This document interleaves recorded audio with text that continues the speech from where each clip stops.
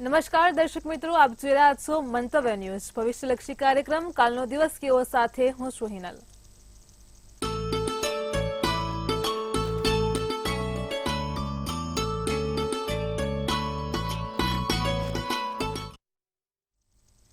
આવતીકાલની માહિતી આપવા માટે આપણી સાથે જોડાઈ ગયા છે કિશન મહારાજ।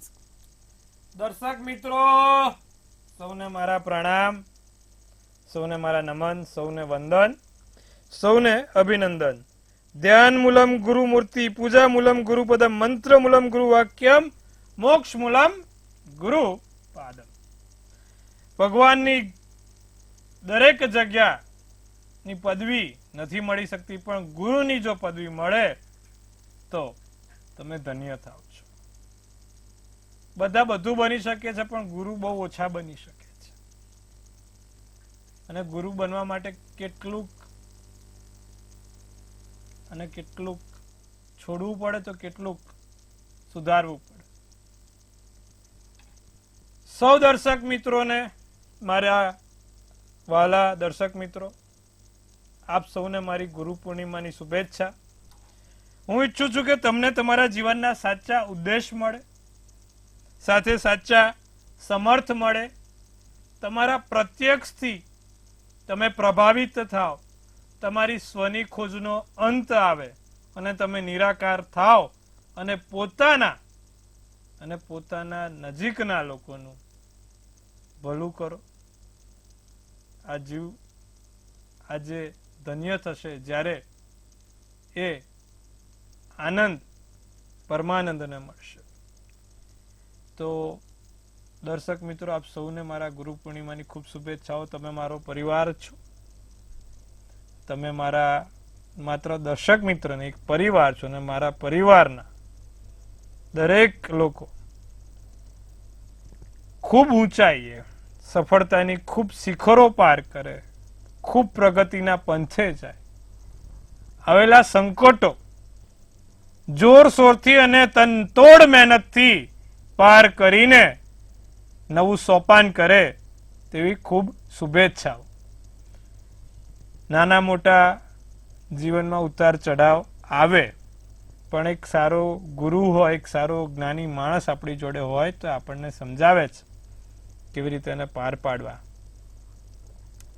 તો સૌ દર્શક મિત્રો, આપ સૌને ગુરુ પૂર્ણિમાની ખૂબ શુભેચ્છા। ગુરુ બ્રહ્મા, ગુરુ વિષ્ણુ, ગુરુ મહેશ્વર, એટલે કે ગુરુ જ બ્રહ્મા છે, ગુરુ જ વિષ્ણુ છે, અને ગુરુ જ મહેશ છે।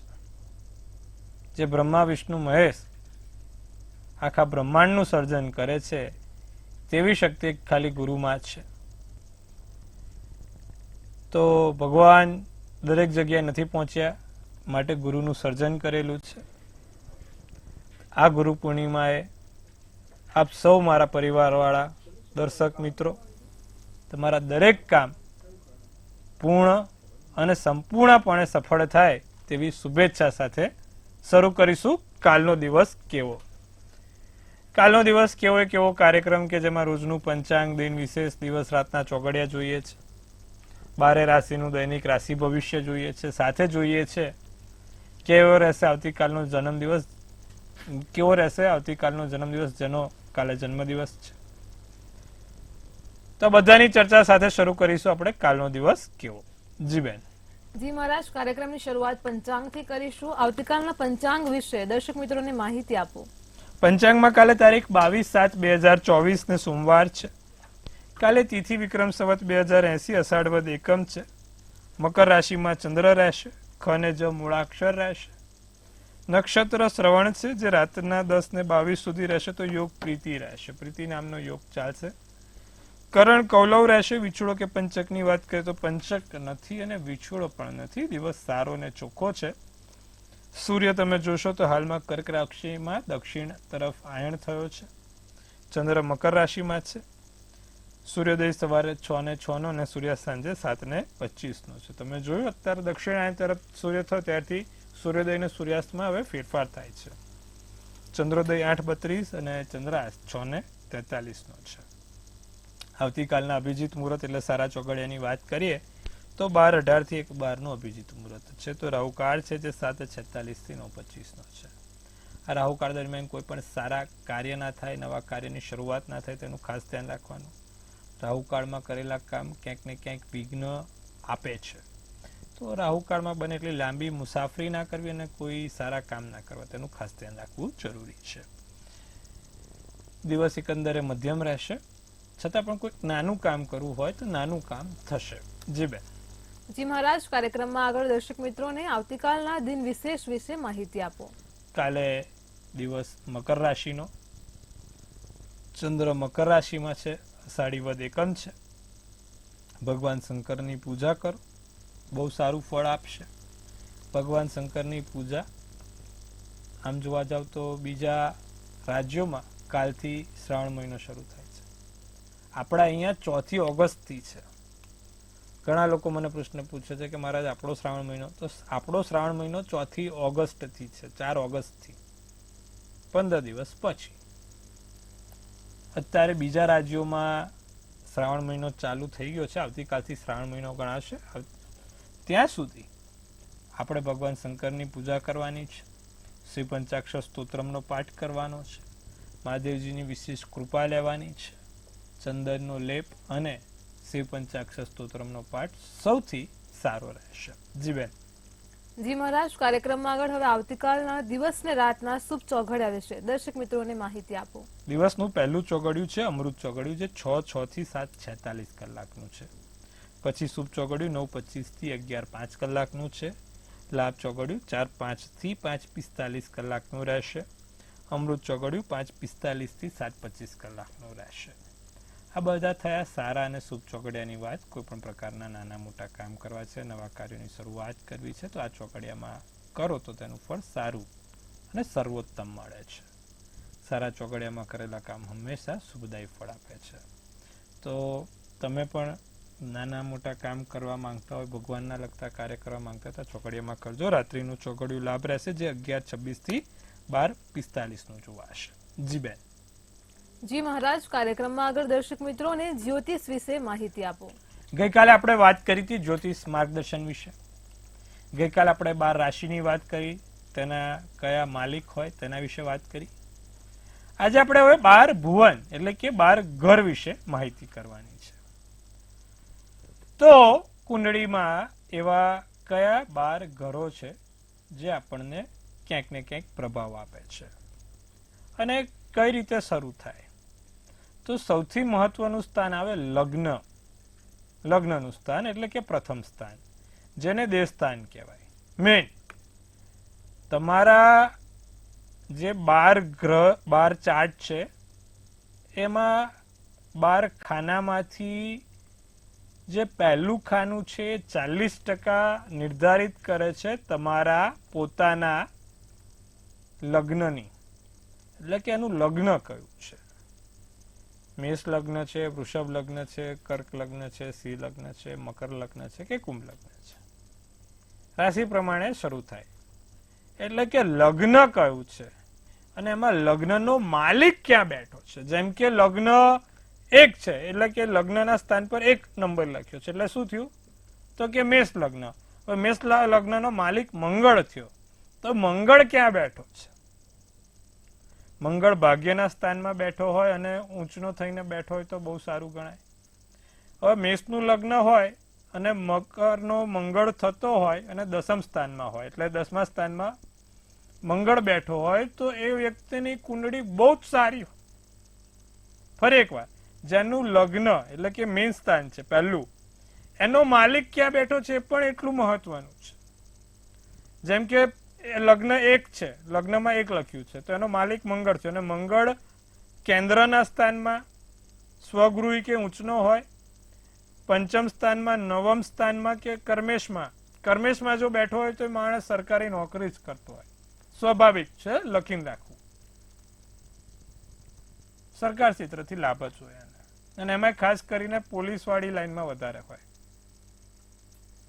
પણ જો લગ્ન ખાડે ગયેલું હોય, કર્મનું સ્થાન ખાડે ગયેલું હોય, તો માણસના જીવનમાં કર્મથી લગ્નથી સમસ્યા રહેતી હોય છે. એટલે કહેવાય છે કે પ્રથમે લગ્નેશ એ તમારું મેન દેહ સ્થાન છે, તમારું શરીરનું સ્થાન છે, તમારું સ્વાસ્થ્યનું સ્થાન છે. બીજે ધનેશ આવે. બીજું સ્થાન ધનનું સ્થાન, પૈસાનું સ્થાન, કુટુંબનું સ્થાન, વાણીનું સ્થાન. બીજે ધનેશ છે. ત્રીજે પરાક્રમેશ, તમારા ભાઈ બહેન, તમારું સાહસ, તમારા કપડા પહેરવાની પર્સનાલિટી સ્ટાઇલ ત્રીજા સ્થાનથી જોવાય. ચોથે સુખેશ અને માતાનું સ્થાન છે. સુખનું સ્થાન અને માતાનું સ્થાન છે. તો પાંચમે પંચમેશ છે, જે પાંચમું સ્થાન છે, પાંચમું ઘર છે, પાંચમું ભુવન છે. એ બાળક, પ્રેમ અને મનનું. ચોથું સ્થાન મન, મકાન અને માલિકનું છે. તમે કેવા ઘરમાં રહેવાના છો, તમારું મકાન કેવું હશે, તમારા માતા કેવા હશે અને તમારું મન કેવું રહેશે, એના વિશે જણાવાશે. પાંચમું વિદ્યાનું સ્થાન કીધું છે. છઠ્ઠું સ્થાન રોગ, ઋણ અને શત્રુનું કીધું છે. જે લોકોને દેવું બહુ થતું હોય, જે લોકોને સ્વાસ્થ્ય સારું ના રહેતું હોય, જે લોકોના શત્રુ બહુ થતા હોય, એ લોકોનું છઠ્ઠું સ્થાન બગડેલું હોય. તો સાતમું સ્થાન લગ્નનું કીધું છે, દાંપત્ય જીવન, પતિ પત્નીનું કીધું છે સાતમું સ્થાન. આઠમું સ્થાન મૃત્યુનું, વારસાઈ મિલકતનું કીધું છે. નવમું સ્થાન ભાગ્યનું કીધું છે. તમારું ભાગ્યનું બળ કેટલું આપશે, ભાગ્યનો સાથ કેવો આપશે, તે નવમા સ્થાને જોવાય છે, નવમા સ્થાનથી જોવાય છે.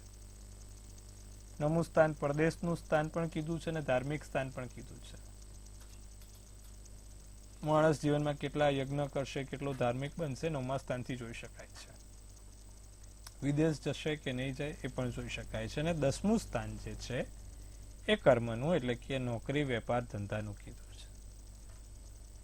તો 11મું સ્થાન લાભનું કીધું છે. લાભ સ્થાન, કેટલો લાભ મળશે, મિત્રો કેવા રહેશે, નજીકના વ્યક્તિઓ કેવા રહેશે, નજીકના વ્યક્તિઓથી લાભ થશે, ઓળખાણો કેવી રહેશે, તે બધું જોવાય છે.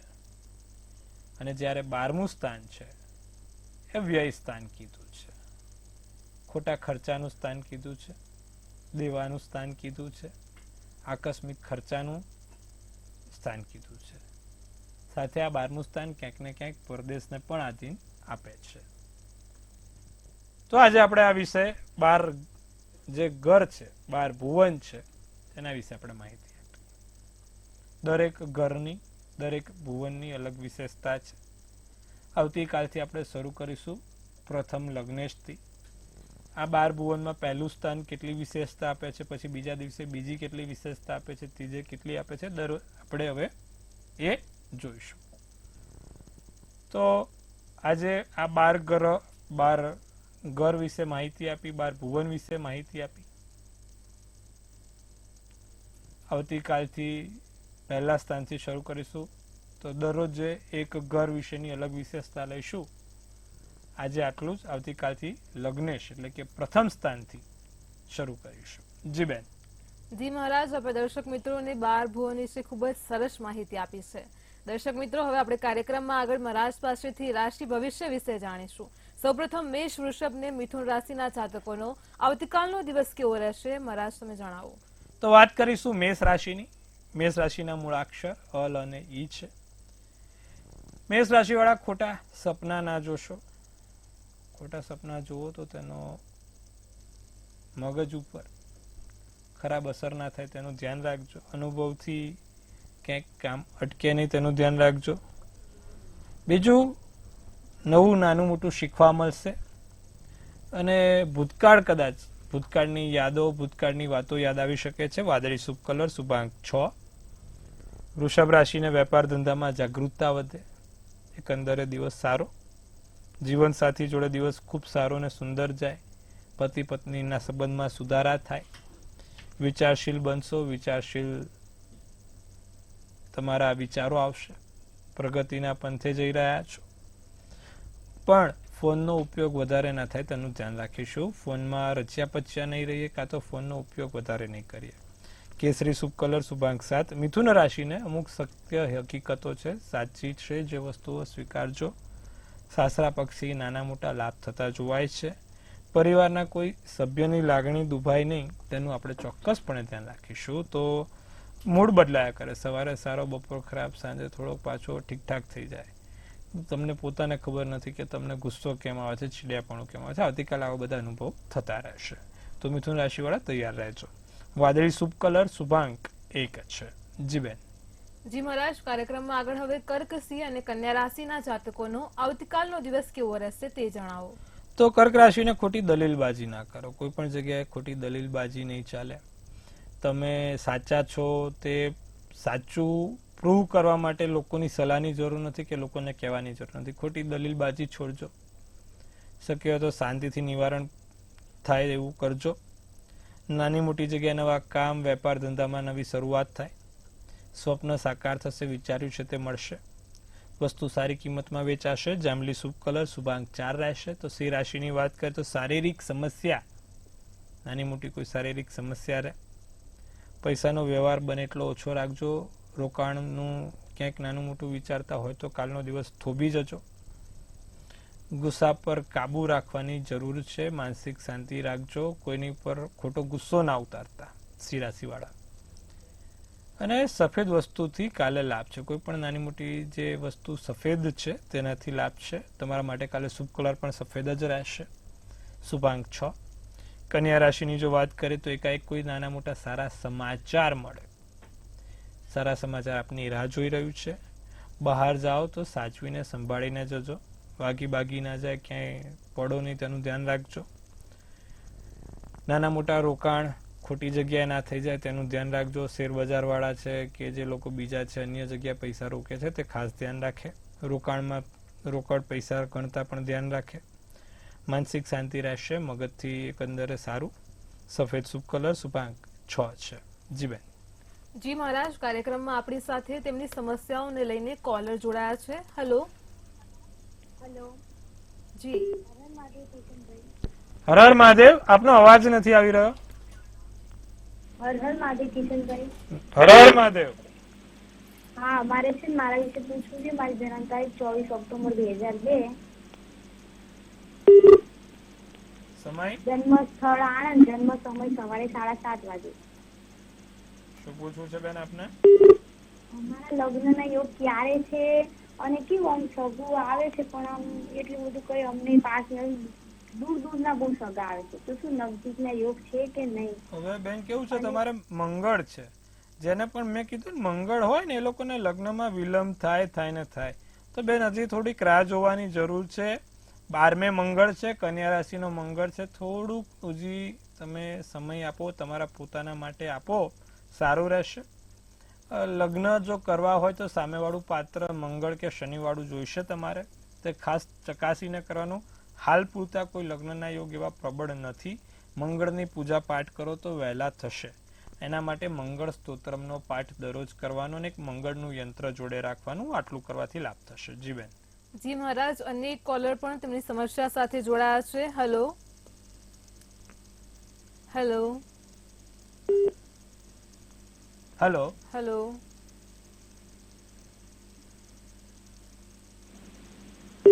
હેલો.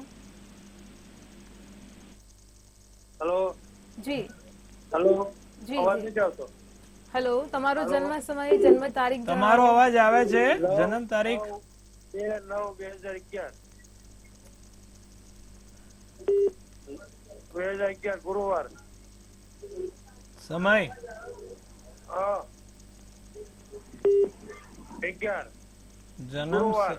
જન- રાત્રે 2:12 જન્મ સમય જણાવશો. 2/9/2011 ગુરુવાર. ગુરુવાર રાત્રે 12:02. શું પ્રશ્ન જી. છે આપનો? હલો. શું પ્રશ્ન છે આપનો, જણાવશો. હા, જણાવીશ છું. રાજવી. પ્રશ્ન શું છે? પ્રશ્ન જણાવશો. મગજ એને બોલતી નથી, તકલીફ છે. ખ્યાલ નથી આવતો. મગજની તકલીફ છે ને એમાં એવું છે, કેતુ છે. કેતુ ક્યાં બેઠો છે? લગ્નના સ્થાનમાં. વૃષભ રાશિનો કેતુ લગ્નના સ્થાનમાં, એટલે મગજની તકલીફ આપે, માનસિક રીતે હેરાન કરે. અને એમાં પણ તમે જોશો તો ચંદ્ર ક્યાં છે? તુલા રાશિનો ચંદ્ર રોગ, ઋણ અને શત્રુ હમણાં બોલ્યો ને 6ઠ્ઠા સ્થાનમાં, એટલે તકલીફ છે. એક કામ કરજો, મહાદેવજીની વિશેષ કૃપા ઉતારવા માટે દરરોજ એમના હાથથી પીપળે જળ ચડાવવાનું અને સાથે શંકર ભગવાન ઉપર દૂધ અને પીળી સરસવ ચડાવજો. આટલું કરજો, લાભ થશે. જી બેન. જી મહારાજ, રાશિ ભવિષ્ય તરફ પાછા ફરીશું. આગળની 3 રાશિ તુલા, વૃશ્ચિક અને ધનના જાતકોનો આવતીકાલનો દિવસ કેવો રહેશે તે જણાવો. કામમાં ધ્યાન રાખવું ભાઈ. કાલે તુલા રાશિ વાળા એકંદરે કામમાં ધ્યાન રાખે, ધન લાભ થાય, આર્થિક સ્થિતિ સુધરે, મહત્વના નિર્ણય લેવાય, કોઈની જોડે મતભેદ ના થાય તેનું ધ્યાન રાખશે. પૂરો શુભ કલર, શુભાંક 4.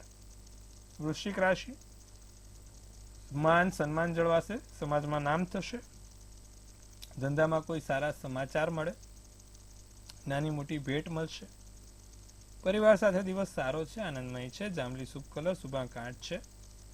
ધન રાશિની જો વાત કરીએ તો પ્રવાસના યોગ સારા છે, પ્રબળ બને છે. સાથે નવા કાર્યો થાય, નવા કાર્યોની શરૂઆત થાય. ખરાબ વસ્તુઓથી બને એટલું દૂર રહેજો, ખરાબ વસ્તુઓને હાવી ના થવા દેતા. નવા વ્યક્તિઓ સાથે મુલાકાત થશે. ભૂખરો શુભ કલર, શુભાંક 9 રહેશે. જી બેન. જી મહારાજ, આગળ હવે મકર, કુંભ અને મીન રાશિના જાતકોનો આવતીકાલનો દિવસ કેવો રહેશે તે જણાવો. તો વાત કરીશું મકર રાશિની. મકર રાશિ વાળા લોકો કાલે શક્ય હોય તો તમારા ખાવા પીવાનું, ખાનપાનનું ધ્યાન રાખજો, આહારનું ધ્યાન રાખજો, તબિયત બગડે નહીં તેનું ધ્યાન રાખજો. ખાવા પીવાના કારણે સંતાન પર ગર્વ અનુભવાશે. કાલે બને એટલું મકર રાશિ વાળા બહારનું ના જમે, તેમના માટે સારું રહેશે. માનસિક રીતે મજબૂત બનશો, સાથે પોતાના માટે સમય મળશે. નારંગી શુભ કલર, શુભાંક 5 રહેશે. તો વાત કરીશું કુંભ રાશિની. કુંભ રાશિ વાળા જાતકો કાલે આત્મવિશ્વાસમાં વધારો થાય, આત્મવિશ્વાસ તમારો ખૂબ ઊંચાઈ ઉપર આવે, ધન લાભ થાય, પૈસાની રીતે સારો દિવસ છે. વાદ વિવાદ ના થાય તેવું કરજો અને મગજ ઉપર કાબુ રાખજો. પીળો શુભ કલર, શુભાંક 7 રહેશે. તો વાત કરીશું છેલ્લે મીન રાશિની. મીન રાશિ વાળા આત્મવિશ્વાસમાં તમારે સારું છે, બીમારીથી સાચવવાનું છે, વાંચવામાં સમય પસાર ના થાય તેનું ધ્યાન રાખશું. બહાર નીકળો તો સાચવીને નીકળવાનું છે અને ગુસ્સા પર પણ કાબુ રાખીશું. કાળો શુભ કલર, શુભાંક 4 રહેશે. જી બેન. જી મહારાજ, કાર્યક્રમમાં હવે આવતીકાલે જેમનો જન્મ દિવસ છે તેમનું આવનારું વર્ષ કેવું રહેશે તે અળુકાળના માધ્યમથી જણાવો. કાલે જેનો પણ જન્મદિવસ છે, મંતવ્ય ન્યૂઝ ટીમ તરફથી સૌને હાર્દિક અભિનંદન. તનથી તંદુરસ્ત રહે, મનથી મલકાતા રહે અને ધનથી છલકાતા રહે. હાસ્યનું તોરણ ઝૂલતું રહે, ભાગ્યનું પાનું ખુલતું રહે અને ધન કુબેરના ભંડાર ભરાતા રહે. હિનલબેન સુંદર મજાનું એક ટેરોટ ઉપાડશે. આવનારું વર્ષ કેવું રહેશે તેના વિશે આપણે જોઈશું. તો એમને કાઢ્યું છે ભાઈ 2 ઓફ વાઇન્સ. શું સૂચવે છે? પરદેશ ગમનનું કાર્ડ છે. વિદેશ ગમન, જે લોકોને પરદેશ જવાની ઈચ્છા છે, વિદેશ જવાની ઈચ્છા છે, ધાર્મિક ક્ષેત્રો પર જવાની ઈચ્છા છે, મોટા તીર્થયાત્રા કરવાની ઈચ્છા છે, તે આ વર્ષે સંપૂર્ણપણે પૂર્ણ થશે. કોઈક સારી જગ્યાએ બહાર જવાશે. તમે જે વિચાર્યું છે એના કરતા 2 ગણું. ઉમ્મીદ સે દુગના. ક્યાં મિલેગા? ઉમ્મીદ સે દુગના મિલેગા. બહુ સારું અને સુંદર કાર્ડ છે, ચિંતા કરવાની બાબત નથી. શું કરવાથી આખું વર્ષ સારું થાય? તો કાલે જેનો પણ જન્મદિવસ છે, ભગવાન શિવની પૂજા ઉપાસના કરશે. સવાર ઉઠીને ઓમ નમઃ શિવાય, શિવાય નમઃ, ઓમ નમઃ શિવાય, શિવાય નમઃ 11 વાર બોલશે. આખું વર્ષ સવાર ઉઠીને લાભ રહેશે અને વર્ષ પણ ખૂબ સારું અને સુંદર જોવાશે. જી બેન. જી મહારાજ, કાર્યક્રમમાં અમારી સાથે જોડાયા અને દર્શક મિત્રોને આજે 12 ભુવન વિશે ખૂબ જ સરસ માહિતી આપી તે બદલ આપનો આભાર. શુભેચ્છાઓ અને આપ સૌના મારા આશીર્વાદ તમારી સાથે છે. તો હવે તમને પણ કોઈ પ્રશ્ન હોય તો નોંધી લો કિશન મહારાજનો કોન્ટેક્ટ નંબર.